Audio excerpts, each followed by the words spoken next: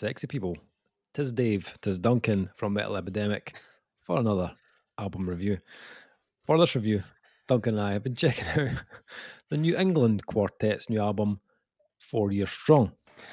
The band's new album, Analysis Paralysis, will be released on August 9th via Pure Noise Records. So, when it was time for 4 Years Strong to prep what would become their sixth album, Analysis Paralysis. Is this only album 6? Yeah. Yeah. They've been going for a long while. Fucking ages. Like, I'm trying to think. I saw them on. So it's not like Abandon All Hope. I think that's their debut album. So I saw them on their second album tour, and that feels like a decade ago. Like, that's when I got into them. Yeah. Yeah. Rise or Die Trying, I think was the album. Yeah, Rise or Die Trying. So that's when I know that celebrated a 10th anniversary or something not that long ago. So I haven't seen that, right? Like, if we're working it back, maybe on the go 12 years then. That 6 albums isn't actually. Hold on. That came out. I think we were reviewing when that came out. This is the worst start to a video ever. We were not. That was way before reviews. Yeah. That was before. Right, that's an easy way to work this out. Dave, you follow me in information, I'll pull up information, and between the two of us, we'll look educated. I think it must be at least 15 years. Anyway, right. Anyway, sixth album, Analysis Paralysis. But they were truly, finally stumped. Vocalist guitarist Dan O'Connor and Alan Day showed up to producer Will Putney's studio on day one of recording without a single finished Is that Putney effort? Yes. Why does he have the time? I know.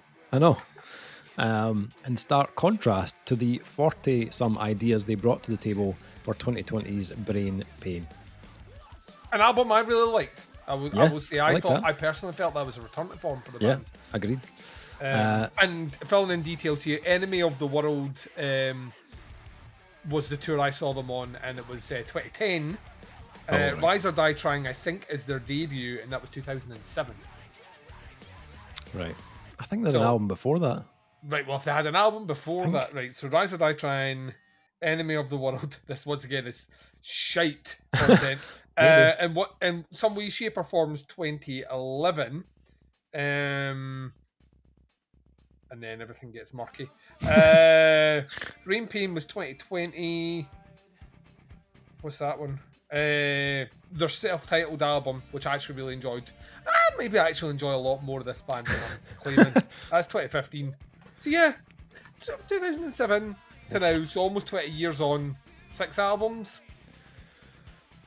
Maybe not a bad ratio. Plus they did what? A covers album, an acoustic EP. They've re-released their album several times over. So basically this album, they had fuck all. They had nothing. Turned up the studio with nothing. No, even their instruments were. Well, we've got nothing. What are you going to do? Turn the winds against us, Will. Turn the winds against us. The two spent those early days in a bedroom at Putney's house talking about and listening to music, desperate for a spark of inspiration. They found it by looking back at what made Brain Pain a success, and even the genesis of 4 Years Strong as a band, as they rode their trademark sound. Pop-punk energy, dexterous riffage, and caustic hardcore spirit to the top of the underground in the late aughts. Within a month, they'd completed nearly 80% of the album. The end result is an album that expands their classic sound in exciting ways, but through it all, it's unmistakably them. O'Connor and Day's distinctive vocals atop the airtight rhythm section prowess drummer Jake Masuko and bassist Joe Weiss provide. This deep into their career, there's really nothing that doesn't sound like 4 Years Strong with these four involved. 4 Years Strong, Analysis Paralysis. First of all, before we get into music, that fucking artwork, that is a thing of nightmares. Like, if you look back at their art, sometimes their artwork's pretty weird, right? Yeah. Sometimes go quite symbolic, other times, like, it's just strange shit, like fucking wizards riding a giant octopus surrounded by robot sharks, right? But there's something just straight up unsettling about this one. Like it's a pervy crackhead dog. yeah, it's the And eyes, off man. camera, off camera, it's rubbing its knees. You can see it in the face. It's like, Yeah, it's that kind of one of those photos that no matter which way you look at it, feels like it's looking eye at you. contact, Yeah. uncomfortable eye contact. Yeah. So weird. Anyway, on to the music. Yeah, it's safe to say we've been listening to these guys for a long while. I don't know when it started, but it was a while ago. 2007 for me then, because I remember when that album came out, and I remember thinking to myself, "This is fucking great." Yeah, So, I think that was probably the one that gave them that bit of more kind of exposure.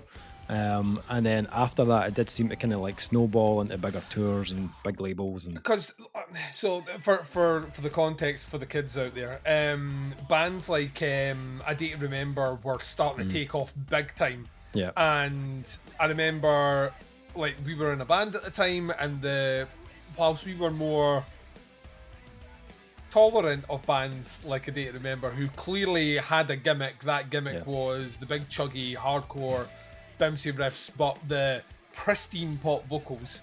4 Years Strong came along, and they felt like actually the connective tissue, the band that would fit comfortably in between a Blink-182 and A Day to Remember is 4 Years Strong. Yeah. They're the inroad. So if you wanted to heavy it up, that's the way you want to do it. If you wanted to go a little bit lighter, that's the way you go. And as a result, their stuff was always, the thing that always captivated me about them was the guitar work is fucking great. Like the rhythms that they play are like so smart and make them stand out so much more than most of the contemporaries. It's now pretty much a commonplace. There is a sea of bands that now sound like 4 Years Strong. But I think we forget that they were maybe at the forefront of that back then. So the problem with that is that unless you are prepared to continually evolve and push the envelope, bands start taking your sound, adding other bits to it, and then all of a sudden you sound old. And they all of a sudden sound much more interesting. And I feel that 4 Years Strong in the last decade have struggled with identity, where some albums feel like, right, this is like core, tailored 4 Years Strong sound. Then other stuff is maybe a little bit too poppy, and they kind of ramp back on a little bit of that kind of heavier stuff. Or they've experimented with heavier sections, so they've went a little bit heavier, which puts them in the Day to Remember category. So when the balance is right, I think they manage to encapsulate loads of different things and bring in a ton of influences. Where I think I've fallen out of interest a couple of times with them is when I've listened to the album and I am predicting what the next song's going to sound like, or what the chorus is going to sound like, or when the breakdown's going to happen.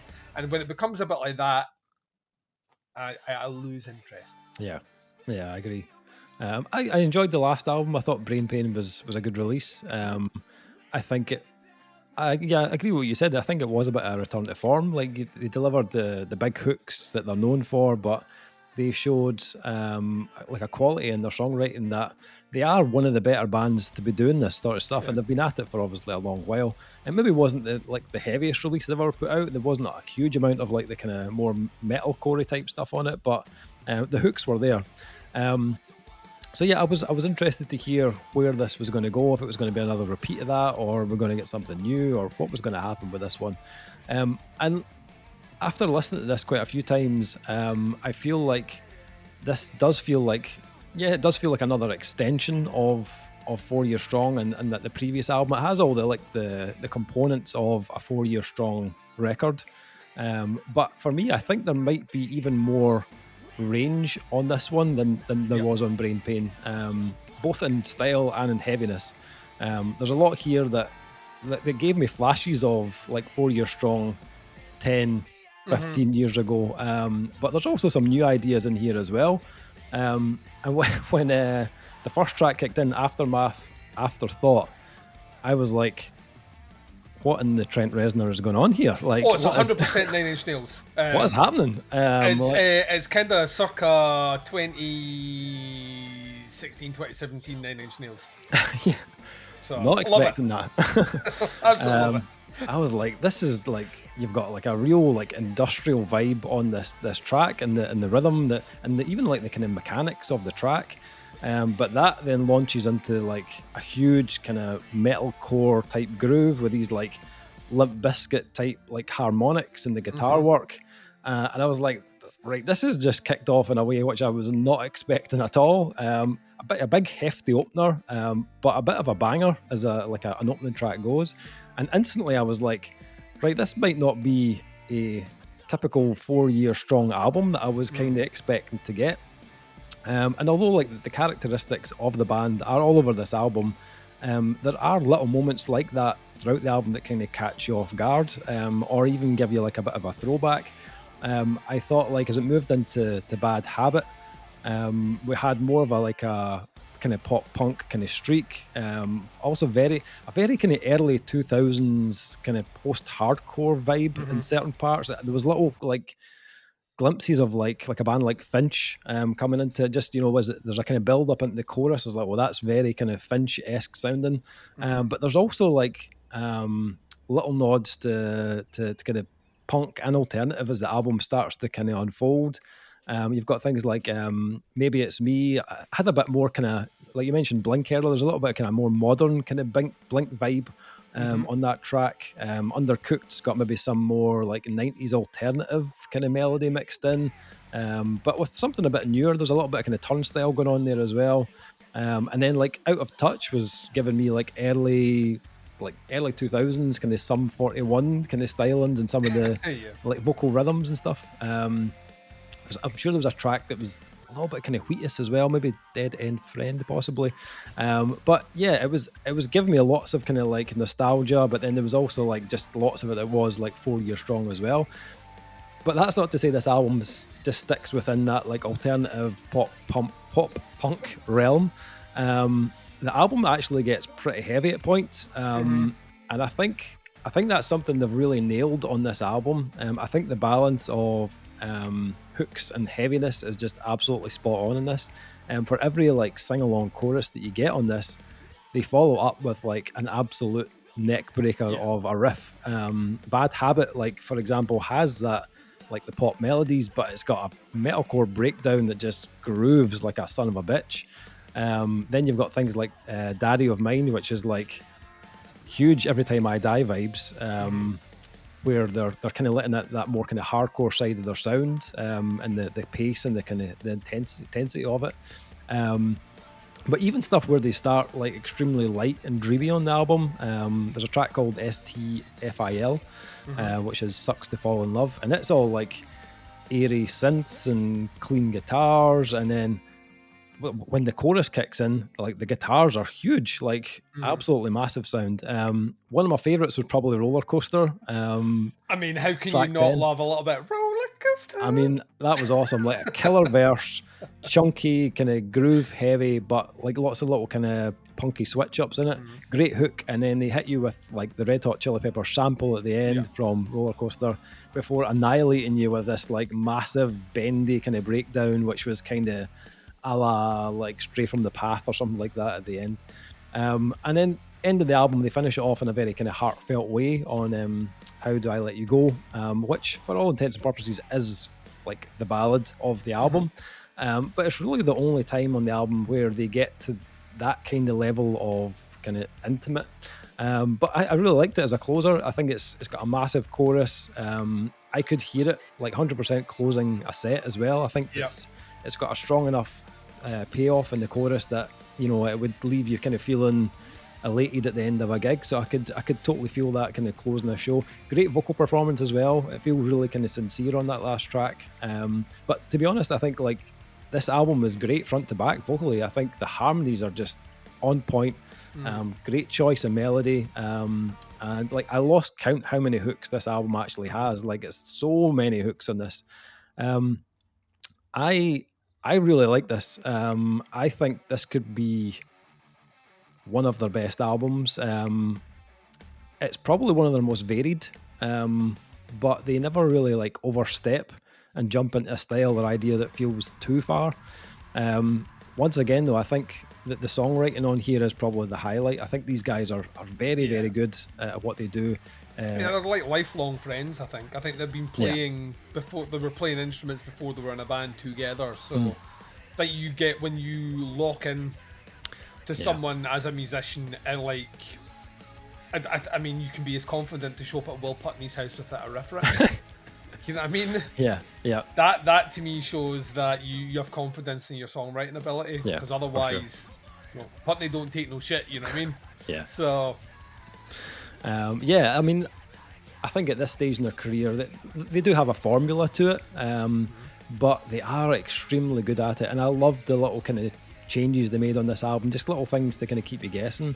I feel like each album they release, they seem to have it even more kind of refined. But yeah, I think this is, as I said, I think it's one of their best. I think it has massive re-listen appeal. Like, even though this was a stream we got, I listened to this 7, 8 times possibly. It's just really, really addictive. And like we mentioned, Will, earlier on, the production is smooth as fuck. Like, this has the Will Putney rub on it, where everything sounds super punchy, clean, and like great at loud volumes as well. It really pummels in those kind of heavy parts. So production was spot on. What about yourself? What did you think?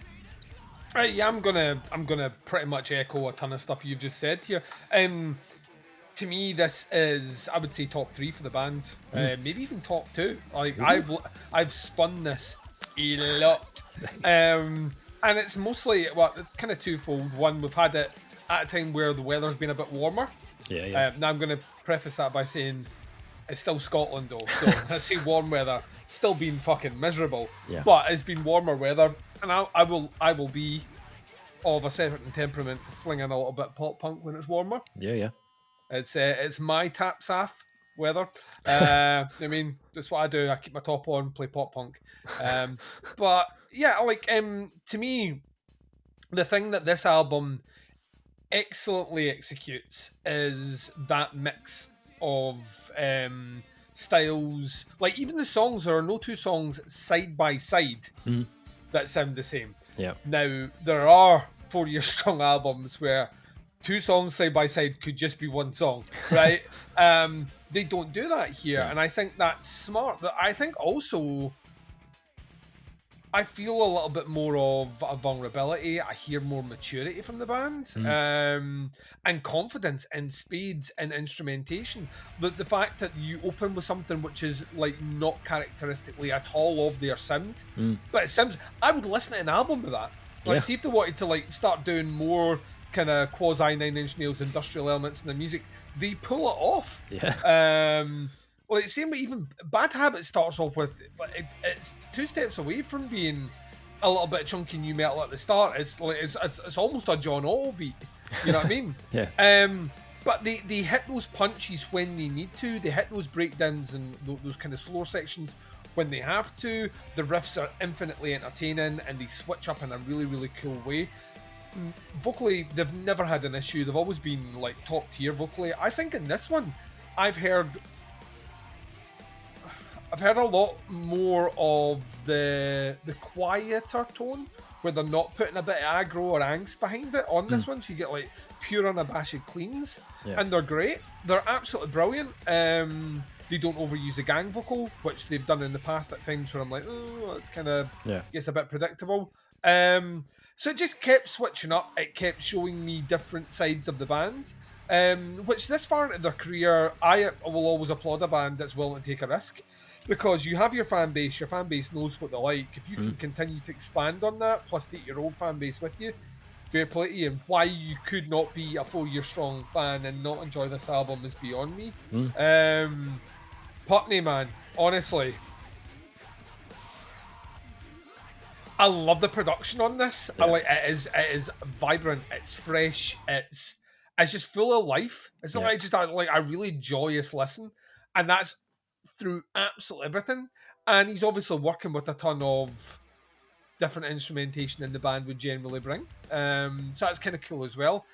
Like you, I love the way this finishes. It's the only song that plays the ballad line all the way through.